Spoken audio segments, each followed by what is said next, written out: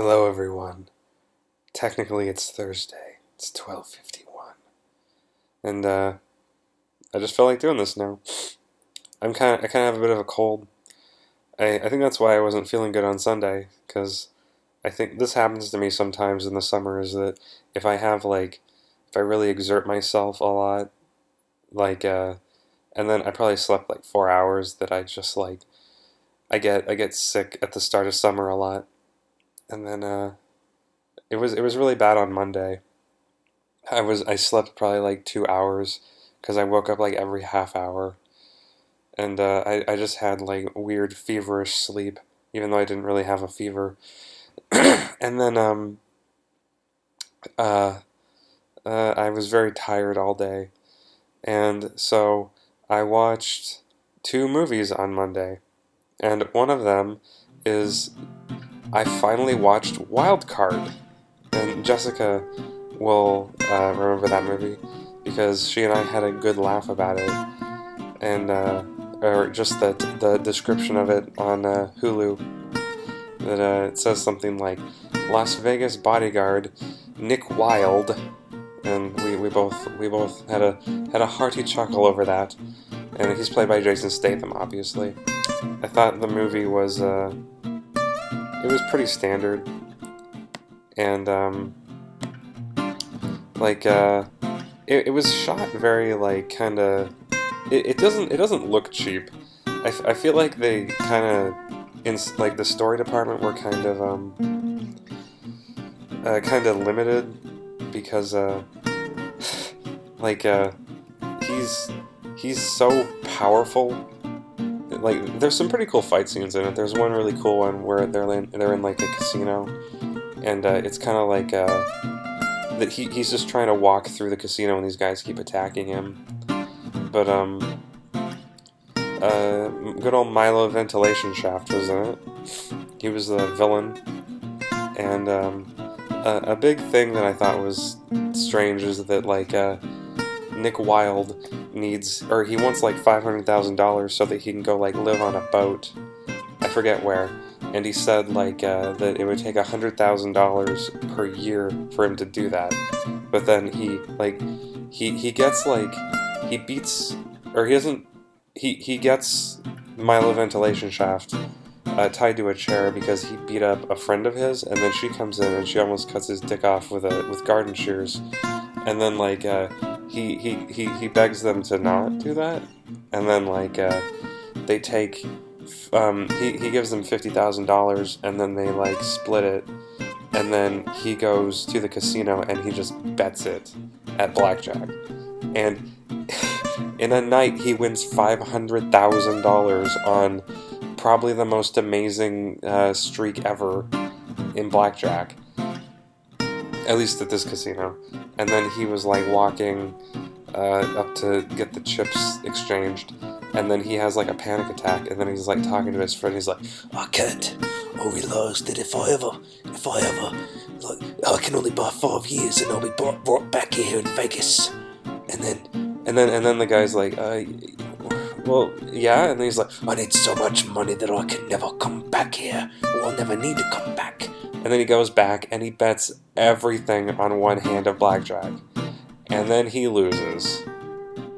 I don't get why people do that in movies, because he started small. He was betting I think 100 on hands earlier, and then he was winning, but then he bet $506,000 on one hand of blackjack, and then he lost. And I don't get why people do that. And then there was a thing that I didn't realize is that the poster, which is very Jason Statham-y, because it's him diving at someone. That a thing I didn't realize is that you can see that he's holding the knife and spoon that he uses in the final fight scene to kill 6 gunmen. Yeah, that was kind of funny. That he actually spooned a guy to death. It was totally average. It wasn't, I've always wondered, if I was, Ben and I have talked about this before, but, we both saw the movie The Mechanic under very similar circumstances, and both loved it. And this is before we met. And like, because ever since then I've always wondered if The Mechanic is actually really good, or if I was just in the perfect frame of mind when I saw it. You know, it had fine fight scenes, but they were very few and far between. Not the kind of stuff you'd expect from a Jason Statham movie. Jason Statham's. Anyway, speaking of The Mechanic, they're making a sequel. I don't know. I'll probably check that out because I like The Mechanic. The other movie that I watched this on Monday, is a movie called Southbound. And I had heard of this before, like, because I follow the horror subreddit. And it is a horror anthology movie. And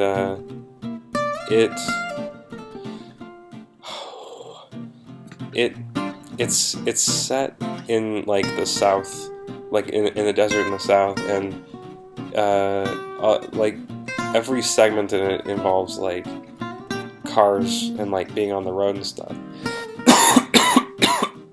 See, I'm sick. And the start is really strong, I think, because a thing in a lot of these, or like most horror movies, I think, they don't have like really cool monsters, but like the first monster that we see in this movie would be in Dark Souls, and it's very creepy, and that got me really interested. And then the second, there's like 5 segments, and they're all like explicitly connected. And the next one I think was pretty weak, where it was about some girls that get broken, their van breaks down on the side of the road, and then some suspiciously nice people pick them up, and I'm sure you guys can think of where it goes. There was one that I think, ironically, it was the most realistic, kind of. I can't imagine this kind of scenario, but I don't know if I should talk about it, but I guess like if you don't want to know about it, then like I'm gonna hold this Pringles can when I'm done talking about it, and then you guys can fast forward until I hold it up again.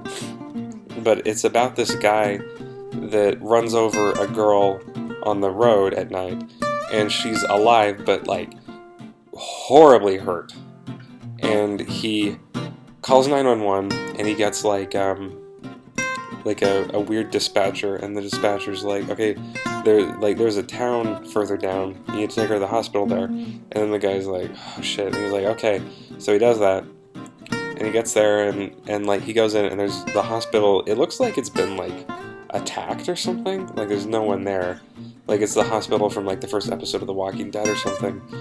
And he finds like a surgery room, and then he's like no one's here, what do I do? And then like someone else comes on, and then they're like, what's going on, what's up with her? And then he's like, she's gagging, and then they're like, you need to intubate her. And then he's like, what? And they're like, yeah, you gotta do it. And so then he has to like perform surgery on her by having instructions given to him over the phone. And I thought that was a really interesting idea. And I think that segment has a very weak ending. And it,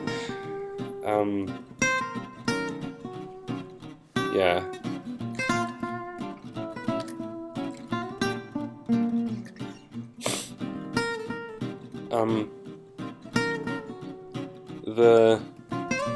The third segment, is it the third? I'm forgetting one, but like the one after that has a really cool idea, but I think it also kind of isn't that well fleshed out. But yeah, like I kind of wish like because I really like these horror anthology movies because it's a good. It's like the equivalent of like a book of short stories, but as like a film, and it's I think a cool way to learn about directors. You know, I can't really think of a good example, but like I think the VHS movies are a better example because they were very the segments are very different in all of them. And like the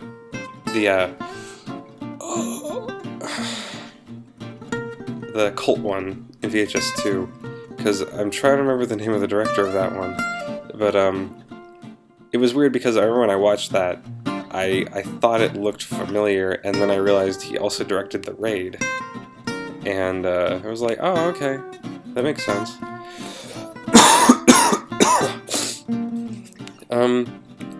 I liked it enough to finish it.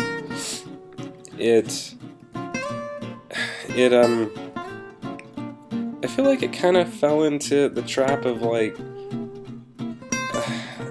they can't just let things be weird, you know, because like there's kind of a explanation near the end. Like they weren't all dreaming or something, but it's kind of something like that. Anyway, it's free on Amazon Prime. Another thing, I watched Angie Tribeca on Hulu, and it's like a cop procedural parody show starring Rashida Jones. You might remember her being Anne on Parks and Rec, and like within the first 5 seconds, I was laughing my ass off.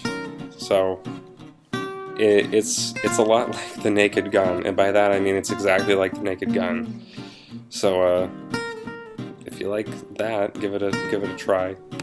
I know like none of you guys care about this. Maybe Johnny would care because he's very empathetic. But Hunter x Hunter is apparently going on hiatus again.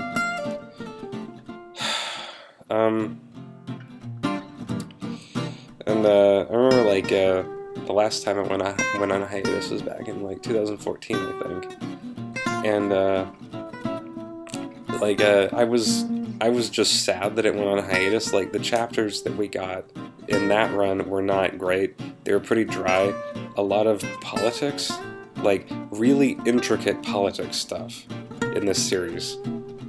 And it was about like international trade regulations and stuff. I'm not kidding. And like how it affects like the Hunter Association and the stuff that's going on. And it was kind of boring when they weren't talking about the monsters and stuff. But like this run of chapters was great because like it was, to put it in Game of Thrones terms, it would be like if an episode ended with like, I don't know, like a trial or something, like a boring dry trial, and then the next episode just begins with Clegane Bowl. No build up. We never saw the Hound get to King's Landing, but it just happens, and then like this fight that the fans have been thinking will never happen, just happened with no build up. Where a thing that I've never seen happened, where a major named character is killed by mooks, where just a bunch of tenacious nameless goons mob him enough that he dies, and it was like very surprising. And I'm gonna miss Hunter x Hunter for as long as it's on hiatus. And pretty much the last thing is that Gravity Falls is on Hulu now. So no one really has a reason not to watch it now. Jessica started watching it yesterday, so... And, yeah. And, Johnny?